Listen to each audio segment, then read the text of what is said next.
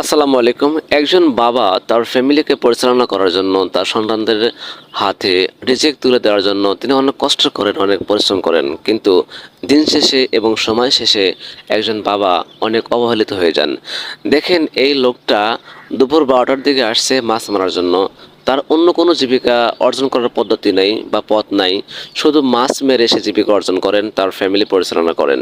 সে মাছ মারতে আসছে, এখানে মাছ মারছে, মাছ পাচ্ছে না এবং হাতে কিন্তু কাস্তে আছে। যদি সাপ পোকার কোনো আক্রমণ থাকে সেটা তিনি সেই কাজটা দিয়ে প্রতিহত করেন। সে ব্যক্তির দুই পাশে বসি ফেলেছে, বসি ফেলিয়ে মাছ মারবেন, কিন্তু এখনও মাছ পান নাই।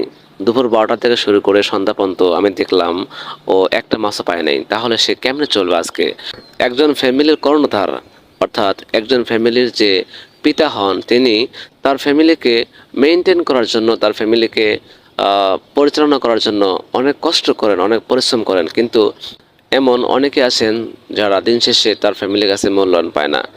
আমি সবার কাছে বলবো, আপনারা আপনাদের পিতামাতাকে কষ্ট দিবেন না, কারণ তারা অনেক কষ্ট করে, অনেক পরিশ্রম করে আপনাদের জন্য উপার্জন করেন।